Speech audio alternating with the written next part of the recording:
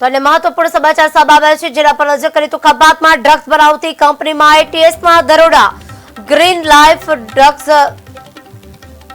Life ઇન્ડસ્ટ્રીઝમાં company બનાવતી drugs, જેમાં ફરિયાદ નોંધાઈ છે. ફેક્ટરીમાંથી 100 કરોડની વધુનું ડ્રગ્સ મળી આવ્યું છે. એટીએસે 18 કલાકથી ઓપરેશન ચલાવ્યું. 100 કિલોનો જથ્થો મળી આવ્યો. અમદાવાદના 3 ભાગીદારોએ શરૂ કરી હતી ફેક્ટરી. એટીએસે 5 શખ્સની અટકાયત કરી છે. કાર્યવાહી તેજ કરી છે.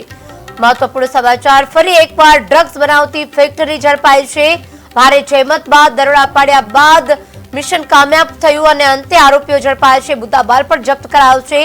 ખંભાતમાં ડ્રગ્સ બનાવતી કંપનીમાં એટીએસે દરોડા પાડ્યા હતા. ગ્રીન લાઈફ ઇન્ડસ્ટ્રીઝ કંપનીમાં ડ્રગ્સ બનાવતા હોવાની ફરિયાદ નોંધાઈ હતી. ફેક્ટરીમાંથી 100 કરોડનું વધુ ડ્રગ્સ મળી આવ્યું છે.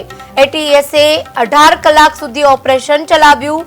100 કિલોનો જથ્થો મળી આવ્યો છે. અમદાવાદના 3 ભાગીદારોએ શરૂ કરી હતી આ ફેક્ટરી. એટીએસે 5 શખ્સની અટકાયત કરી છે. આગળની કાર્યવાહી હાથ ધરવામાં આવી છે.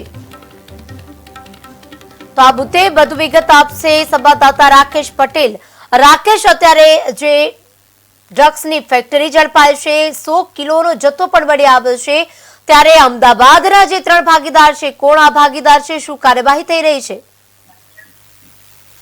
ચોક્કસથી જો વાત કરવામાં આવે તો આણંદના ખંભાતની જે કંપની છે, જે ખંભાત જીઆઈડીસી ચોકડામાં ગ્રીન લાઈફ કંપની તરીકે એનું નામ છે અને પ્રતિબંધિત ડ્રગ સપ્લાય કરતી હતી આ કંપની.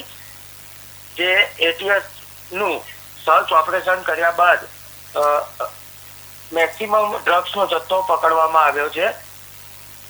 જી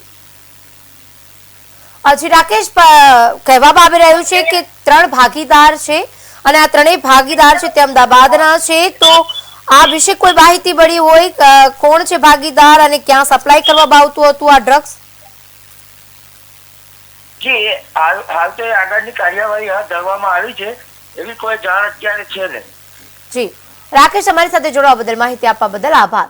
તો એટીએસે 5 શખ્સની અટકાયત કરી છે. કાર્યવાહી હાથ ધરી છે. ફરી એકવાર ડ્રગ્સ બનાવતી કંપની એટીએસમાં દરોડા પાડતા સામે આવ્યું છે. 100 કરોડ રૂપિયાનું ડ્રગ્સ જપ્ત કરાયું છે. મહત્વપૂર્ણ છે કે હજુ થોડો સમય પહેલા જ આ ડ્રગ્સ બનાવતું કાંડ પકડાયું હતું અને ફરી એકવાર અહીંયા પાછું પકડાયું છે ખંભાત પાસે, જેમાં એટીએસે 5 શખ્સની અટકાયત કરી છે. કોણ ભાગીદાર છે, ક્યાંથી લાવવામાં આવતું હતું, કોણ બનાવતું હતું, કોના આદેશથી આ સમગ્ર બાબત ચાલતી હતી, તેની તપાસ તેજ કરી છે.